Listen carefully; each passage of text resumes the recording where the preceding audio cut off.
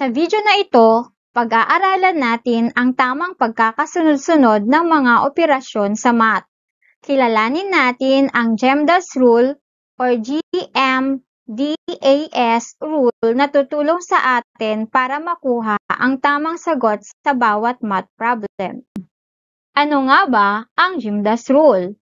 Ang GEMDAS rule ay isang tuntunin sa order of operations sa math na ginagamit upang malaman kung aling operasyon ang unang isasagawa sa isang mathematical expression. Ang ibig sabihin ng GEMDAS ay G stands for grouping symbols, katulad ng braces, bracket, at parentheses. Multiplication, division, addition, and subtraction. The GMDAS rule tells us the order to follow when solving math problems with main steps. Number 1, G is do what inside grouping symbols first, like parentheses, brackets, and braces, beginning with the innermost pairs. Ibig sabihin, unahin natin ang nasa loob ng grouping symbols. Ang susunod sa G ay M at D. M ay multiplication, ang D ay division. So, sa number 2, M and D, then do multiplication or division from left to right. Ibig sabihin, ipiperform natin yung multiplication or division magsimula sa kaliwa papuntang kanan, kung alin man yung nauna. Pangatlo ay ang A and S. Ang A ay addition, ang S ay subtraction. Then do addition or subtraction also from left to right. So, ganun din sa M and D ay mula sa kaliwa papuntang kanan. Again, para sa pagkakasunod-sunod ng operasyon sa math, just follow the order GEMDAS or GMDAS. G stands for grouping, M and D is multiply or divide, AS stands for add or subtract. Sa grouping, meron tayong grouping symbols na braces, bracket, at saka parentheses. Okay, so multiply, divide, add, and subtract. So, yan yung tamang pagkakasunod-sunod sa operasyon ng math. Sa mga susunod na halimbawa, i-a-apply natin ang GEMDAS rule. Again, we apply GEMDAS rule in performing the indicated operations.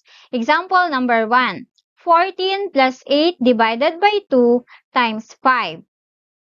So, first step, kung makikita natin yung GEMDAS rule natin, una yung G, which is grouping symbols. So, wala naman tayong nakikitang grouping symbols, walang bracket, walang parenthesis, at walang braces. So, let's proceed dito sa M, which is multiply. Mayroon tayong nakikitang multiply, okay, and D is divide. Meron din. Kaya lang, mas nauna yung divide kaysa sa multiply. Kaya, ang uunahin natin is from left to right. Mula sa kaliwa, papuntang kanan. So, since nauna ang divide, yun yung uunahin natin. 8 divided by 2 equals 4. So, we have 14 plus 8 divided by 2 is 4 times 5. Okay, saka natin isusunod yung multiply. I-multiply natin yung 4 and 5. So, 4 times 5 equals 20. So, we have 14 plus 20. Next naman natin, after ng multiply or divide is addition. So, 14, i-add natin sa 20 equals 34. So, the final answer is 34. Number 2 example, the quantity of 7 plus 9 divided by 2 minus 3. So, i-a-apply natin dito ang GEMDAS rule. Again, G is for groupings. Kapag may nakikita tayong grouping symbols like braces, bracket, at parentheses. M is multiply, D divide, A is add, S is subtract. Okay, since mayroon tayong nakikitang parentheses which is yung G, yan muna yung uunahin natin. I-add natin or we add numbers inside the parentheses. So, 7 plus 9 equals 16. Then, copy lang natin, divided by 2 minus 3. Then, the next step, after ng G, is M, which is multiply. So, wala naman tayong operation na multiply. Kaya, ang next natin ay D. So, D is divide. So, meron tayong 16 divided by 2. So, yun yung next step natin. I-divide natin ang 16 divided by 2, which is equal to 8. Then, copy minus 3. Okay, next addition. So, wala namang operation na add. Then, proceed tayo sa S. So, ang gagawin natin, isusubtract natin. 8 minus 3 equals 5. So, the final answer is 5. Okay, we have number 3.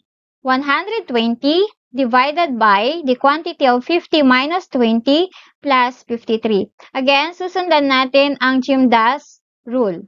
First is G stands for groupings, M multiply, D divide, A addition, S subtraction.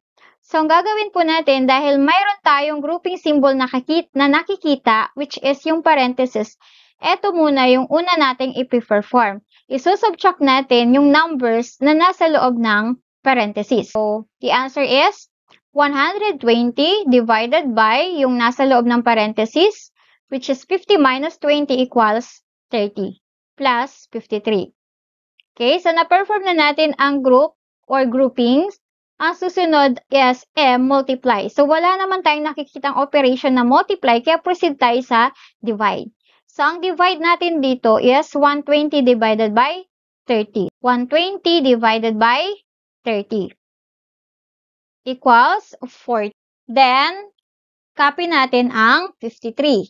Next is add. So, we add 40 and 53. 40 plus 53 is 57. Okay, next. Example number 4. 85 minus 20 times 5 divided by 4. Again, i-apply natin ang GMDAS rule. Mauuna yung G, which is groupings. Ang palatandaan natin dito, dapat makita natin ang parenthesis, bracket, at saka ang braces. Next, M is multiply, D divide, A add, S subtract. Kung makikita natin ang math expression natin, wala tayong nakikitang parenthesis, bracket, or braces. Kaya proceed tayo sa M, multiply. Okay? So, meron tayong multiply dito, which is 20 times 5. So, yun yung unahin natin. Okay? I-multiply natin ang 20 and 5. So, we have 85 minus 20 times 5 is 100. Copy divided by 4. Okay? So, after ng multiply, magdi-divide tayo since meron tayong operation na divide. I-divide natin ang 100 divided by 4. So, 100 divided by 4 is 25. Okay? Next, add. So, wala naman tayong operation na add, kaya proceed tayo sa subtract. So, 85 minus 25 equals 60. The final answer is 60. Okay, example number 5. So, again, dito sa problem na to, or dito sa math expression natin, meron tayong dalawang grouping symbol na parenthesis at saka bracket. So, i-apply natin dito ang GMDAS rule. Unahin natin yung G, which is ang grouping symbol. Which is, ang makikita natin ay dalawang grouping symbol, ang parenthesis and bracket.